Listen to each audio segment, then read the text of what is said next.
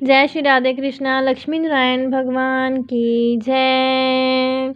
बोलिए शनिदेव भगवान की जय, हनुमान जी की जय। प्रिय भक्तजनों, आज आप सुनेंगे न्याय के देवता शनिदेव तथा हनुमान जी की कथा। पुराणों के अनुसार शनिदेव का एक नाम कृष्ण भी है। ये नाम स्वयं श्री कृष्ण भगवान ने शनिदेव को दिया था। आज के दिन जो भी मनुष्य इस व्रत को करता है या कथा का श्रवण करता है तो उन भक्तों पर शनिदेव के साथ साथ हनुमान जी की कृपा भी प्राप्त होती है, क्योंकि शनि दोष से परेशान मनुष्य इस दिन हनुमान जी की कथा को सुनने तथा भजन कीर्तन करने से उनकी सभी प्रकार की ग्रह और साढ़े क्षति दैया समाप्त हो जाती है और साथ ही शनिदेव की कृपा से भक्तों को रोगों से मुक्ति मिलती है। तो सुनते हैं दुख दरिद्र को दूर करने वाली शनिदेव की बड़ी ही दुर्लभ कथा। किसी गांव में एक बहुत ही विद्वान ब्राह्मण रहा करता था। एक दिन रात्रि में उसने सपने में देखा कि एक नीला वस्त्र पहने हुए बहुत ही दिव्य पुरुष उससे कह रहा है कि ब्राह्मण देवता, मैं तुझे लगूंगा। अब देखिए, सपना उस ब्राह्मण को रोज दिखाई देता। इसलिए परेशान हो गया और दुबला पतला होने लगा। उसका स्वास्थ्य बहुत ही गिरने लगा। एक दिन उसकी पत्नी ने कहा, देखिए, मैं आपको कितने अच्छे से खिलाती पिलाती हूँ, मेवा खिचड़ी खिलाती हूँ, दूध मिलाई खिलाती हूँ, अच्छा भोजन आहार पकाकर खिलाती हूँ, फिर भी आप इतने दुबले पतले क्यों होते जा रहे हैं? इसका क्या कारण है? उस ब्राह्मण ने अपनी पत्नी से अपना सारा हाल बताया कि मेरे सपने में एक नीले कपड़े पहने हुए बहुत ही दिव्य पुरुष आते हैं। वह मुझसे कहते हैं कि हे ब्राह्मण, मैं तुझे लगूंगा। अब यही सोचकर मुझे भूख प्यास नहीं लगती, मैं दुबला पतला होता जा रहा हूँ। तब ब्राह्मणी ने कहा, हे पतिदेव, मुझे लगता है कि आपको शनि भगवान दर्शन देते हैं। आपके ऊपर शनि की दशा शुरू होने वाली है, इसलिए आपको वे सचेत करते हैं। अवश्य ही वे शनि महाराज हैं। अब की बार आप जब उन्हें देखें तो आप उनसे कहिएगा कि मुझे आप सिर्फ 1.25 पहर ही लगाना। प्रिय भक्तजनों, उसी दिन जब रात्रि होती है तो ब्राह्मण फिर से सोता है और उसके सपने में शनि भगवान दर्शन देते हैं और कहते हैं, हे ब्राह्मण, आज मैं तुम्हें लगूंगा। तब ब्राह्मण ने कहा कि हे भगवान, यदि आप लगना ही चाहते हैं तो लग जाइए, लेकिन ये बताइए भगवान, आप कितने दिनों के लिए लगेंगे? तब शनिदेव ने कहा, हे ब्राह्मण, तुम्हारे ऊपर साढ़े क्षति शुरू होने वाली है, मैं तुम पर 7 साल के लिए लगूंगा। तब ब्राह्मण ने कहा, क्षमा कीजिए भगवान, इतना भारी तो मुझसे झेला नहीं जाएगा, 7 साल बहुत हैं भगवान।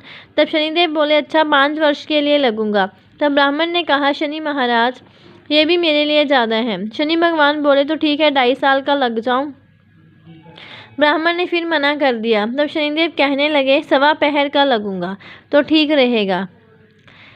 उसे 1.25 पहर की शनि की दशा लग गई। ब्राह्मण ने नींद से उठते ही अपनी पत्नी से कहा, देखो, मेरे 1.25 पहर की शनि की दशा लगी है, इसलिए मैं जंगल जाकर समय बिताऊंगा। तुम मेरे खाने पीने का सारा सामान बांध दो और मेरे पीछे किसी से लड़ना मत, घर में बैठी रहना, बच्चों को भी कहीं मत जाने देना और इस 1.25 पहर में किसी को गाली भी मत सुनाना। ऐसा कहकर ब्राह्मण अपने घर से जंगल की ओर चल दिया। जंगल में ब्राह्मण एक पीपल के पेड़ के नीचे बैठ गया और हनुमान जी का पाठ करने लगा। 1 पहर बीत गया तो ब्राह्मण ने सोचा, बाकी का समय तो रास्ते में ही बीत जाएगा।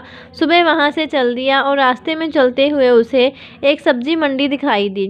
उसने सब्जी मंडी में से एक बड़ा सा कद्दू खरीदा। कद्दू खरीदकर अपनी चादर में लपेटकर वहाँ से चल दिया। तभी रास्ते में शनि महाराज एक साधु का वेश बदलकर उसके पास आते हैं और कहते हैं, तुम्हारे चादर में क्या है? ब्राह्मण ने कहा, हे साधु महाराज, मेरी इस चादर में तो कद्दू है। साधु ने कहा, अच्छा कद्दू है तो दिखाओ। जब ब्राह्मण ने अपना चादर दिखाया तो आश्चर्य, उसमें तो उस राज्य के राजा के बेटे का कटा हुआ सर था। ये देखते ही साधु महाराज, जो कि शनिदेव थे, उस ब्राह्मण को लेकर राज दरबार में पहुंच गए और राजा से कहने लगे, महाराज, ये देखिए, ये दुष्ट दुराचारी आपके पुत्र की हत्या करके उसके सिर को काट के अपने चादर में लेकर घूम रहा था, इसे आप दंड दीजिए। प्रिय भक्तजनों, राजा ने जब सुना कि उस ब्राह्मण ने उसके पुत्र को मार दिया है, राजकुमार की हत्या कर दी है, तब राजा बहुत क्रोधित हुआ। उसने कहा, मुझे मत दिखाओ, मुझसे ये सब कुछ नहीं देखा जाएगा। हे सैनिकों, तुम इसे तुरंत ले जाओ और इसे सूली पर चढ़ा दो। जब नगर में ये समाचार गया कि राजा के पुत्र का सिर कट चुका है, एक ब्राह्मण ने उसकी हत्या कर दी है, तो नगर में हाहाकार मच गया और उस ब्राह्मण को सैनिक सूली पर चढ़ाने के लिए ले गए। जब फांसी पर चढ़ाने ही वाले थे, तब जैसा कि निज़म होता है, मरने वाले से उसकी अंतिम इच्छा को पूछा जाता है, तो सैनिकों ने भी ब्राह्मण की अंतिम इच्छा को पूछा। सैनिकों ने कहा, हे ब्राह्मण, बताओ तुम्हारी अंतिम इच्छा क्या है। भक्तजनों, ब्राह्मण ने सोचा कि यदि किसी प्रकार कुछ समय तक के लिए फांसी रुक जाए तो शनि की दशा का 1.25 पहर पूरा हो जाएगा। ये सोचकर उसने कहा, भाई, मैं बचपन से नित्य बालाजी की कथा कहता और सुनता आया हूँ। आज मरने से पहले अंतिम बार कथा कह लेने दो।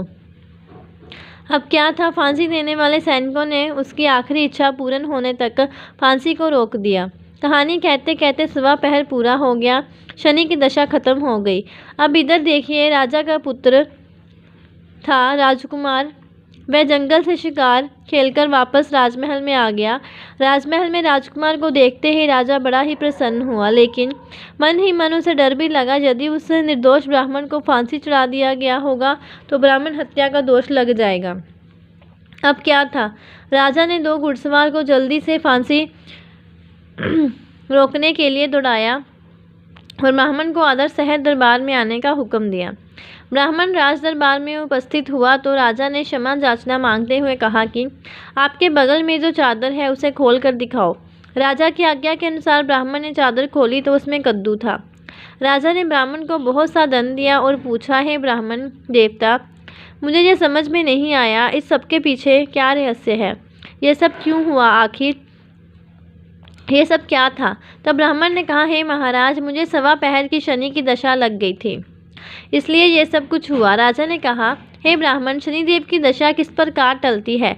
ब्राह्मण ने कहा, हे राजन, यदि राजा या सेठ को ये दशा लगती है तो काला हाथी या काला घोड़ा दान करना चाहिए। गरीब को शनि की दशा लगती है तो पीपल की पूजा करनी चाहिए और शनि की कहानी सुननी चाहिए। तिल, तेल और काला उड़द आदि का दान करें। काले कुत्ते को तेल चुपड़ी रोटी खिलाएं तो शनि की दशा उतर जाएगी। अब देखिए, राजा ने उस ब्राह्मण को कद्दू वापस किया। अब घर आकर ब्राह्मण ने कद्दू अपनी पत्नी को दे दिया। जब उसकी पत्नी ने सब्जी बनाने के लिए उस कद्दू को काटा तो उसके बीजों की जगह हीरे मोती निकलने लगे। तब ब्राह्मणी ने पूछा, हे पतिदेव, ये सब क्या है, इसमें से हीरे मोती कैसे निकल रहे हैं, इसे कहाँ से लाए हो। तब ब्राह्मण ने कहा, हे प्रिय, जब शनि की दशा लगी थी तो ये कद्दू कुंवर का सिर बन गया था, और जब दशा उतरी है तो शनि महाराज ने कैसे निहाल कर दिया, हमें माला माल कर दिया है। शनि देवता, जैसे ब्राह्मण को शनि की दशा लगी वैसे किसी को भी शनि की दशा ना लगे। जैसे ब्राह्मण को धन दौलत मिला वैसे सबको धन दौलत मिले। कथा कहानी कहते सुनते हुंकार बरते सबको मिले। बोलिए श्री शनिदेव की जय।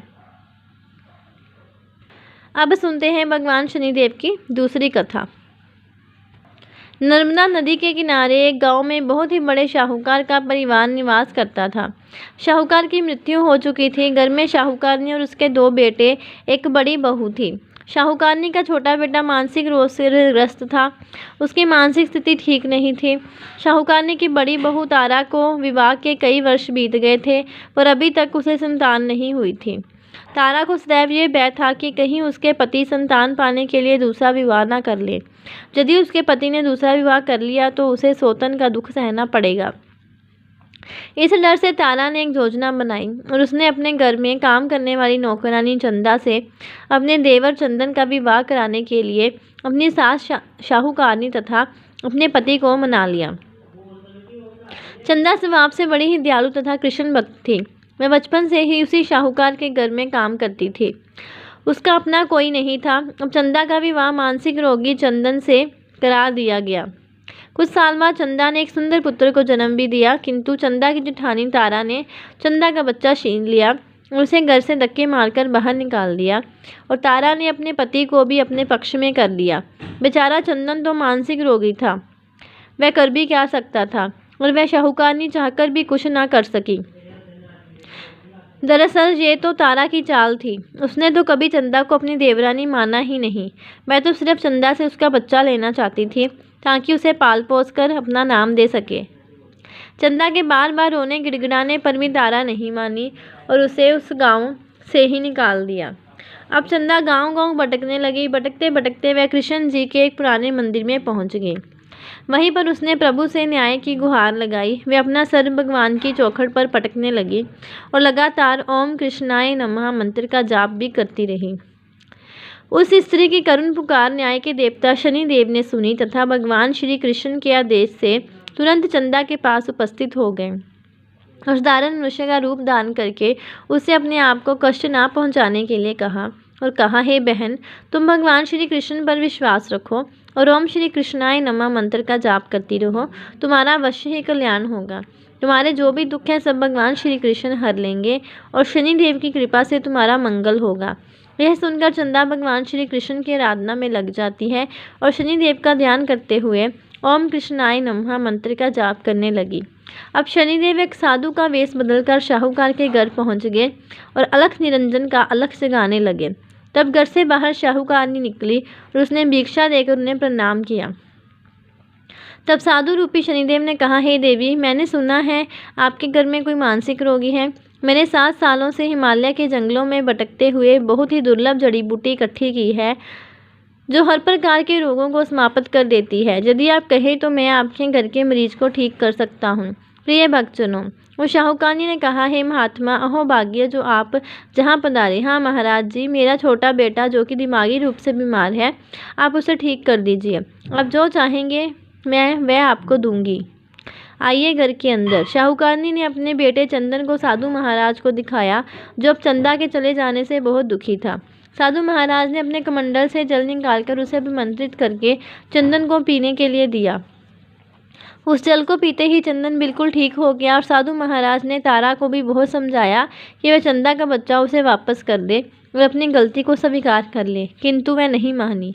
वह तो उल्टे ही साधु महाराज को डांटने लगी। यहाँ तक कि चंदन ने ठीक होने से उससे ईर्ष्या करने लगी। इस बात से रुष्ट होकर भगवान शनिदेव की दशा तारा को लग गई और वह मानसिक रोगी होगी। उसका एक हाथ लकवा से ग्रस्त हो गया। साधु महात्मा के बताए अनुसार चंदन अपनी पत्नी चंदा को घर ले आया और अपनी पत्नी, बच्चे और माँ के साथ हंसी खुशी जीवन व्यतीत करने लगा। तारा को शनिदेव ने उसके कर्मों का फल दिया और चंदा के सिर्फ ओम कृष्णाय नमः मंत्र का जाप करने से उस पर कृपा बरसाई और उसका बच्चा पति परिवार वापस मिल गया। उसका पति भी स्वस्थ हो गया। बोलिए शनिदेव महाराज की जय। अब सुनते हैं हनुमान जी की पुरानी कथा। एक शाहूकारनी थी, उसका बेटा और बहू थे। पति की मृत्यु युवावस्था में हो गई थी और इस तरह उस शाहूकारनी का रोज का नियम था, वह हनुमान जी के मंदिर में जाती और साथ में हलवा, पूरी और चूरमा बनाकर ले जाती और हनुमान जी से कहती, कांदे सोटो लाल लंगोटो हनुमान जो खाए चूरमे और रोटी, मैंने तुम्हें दिया जवानी में, तुम मुझे देना बुढ़ापे में। पूजा करने के बाद वह शाहूकारनी अपने घर आई तो उसकी बहू बोली, सासू जी तुम चूरमा रोटी लेकर कहाँ जाती हो रोज? वह शाहूकारनी बोली, मैं बालाजी के मंदिर में जाती हूँ। वह बोली, मंदिर में तो नहीं जाती हैं, हमें लगता है आप अपने खाने के लिए रोज चूरमा और हलवा बनाती हैं और चोरी चुपके जाकर कहीं खा लेती हैं। सास अपनी बहू की बातें सुनती है तो वो कुछ नहीं बोलती और उसका मन बड़ा ही दुखी होता है। उसे ये दुख होता है कि वह भगवान की भक्ति करती है और उसकी बहू उसे चटोरी कह रही है। अब क्या था, दुख के मारे वह जाकर अपने कमरे में सो जाती है। सोते सोते 5 दिन हो गए। हनुमान जी सपने में आए और बोले, हे शाहूकारनी, तूने तो जवानी में दिया है, मैं तुझे बुढ़ापे में देता हूँ। शाहूकारनी बोली, हे हनुमान जी, आज तो आप मुझे खाने के लिए दे देंगे, लेकिन रोज़ कौन देगा? हनुमान जी बोले, हे शाहूकारनी, मैं तुम्हें रोज़ दूंगा। हनुमान जी की महिमा देखिए, उन्होंने शाहूकारनी के लिए चूरमा रोटी हलवा पूरी दिया।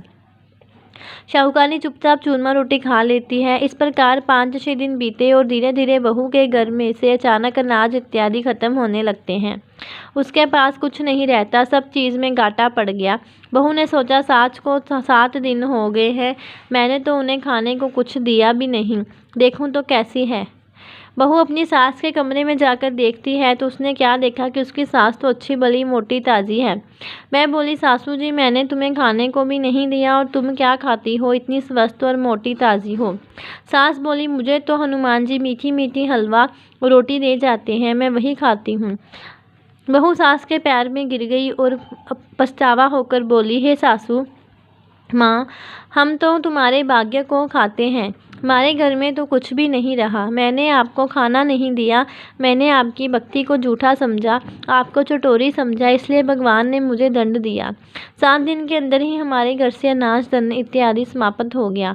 हे सासू माँ, अब आप ही सब कुछ संभालो। मुझे आपकी भक्ति पर विश्वास हो गया। आपने हनुमान जी को भोग लगाया जवानी में, और हनुमान जी ने आपको वही भोग बुढ़ापे में लौटाया है। आपका पेट भरा हनुमान जी की महिमा अपार है। कोटि कोटि प्रणाम है।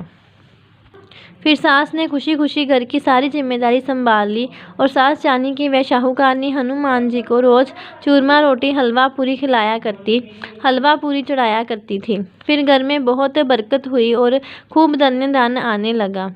हे हनुमान जी महाराज, हे बालाजी महाराज, जैसे आपने उस शाहूकारनी को दिया वैसे सबको देना। सबके घर में अन्न धन के भंडार भरे रखना। सबका भला और मंगल करना। बोलिए हनुमान जी की जय, बजरंगबली जी की जय। प्रेम से बोलिए बजरंगबली हनुमान जी की जय, शनिदेव भगवान की जय। ऐसी और कथाएं सुनने के लिए और जानकारी प्राप्त करने के लिए चैनल को सब्सक्राइब करें और वीडियो को ज़्यादा से ज़्यादा शेयर करें। जय श्री राधे कृष्ण।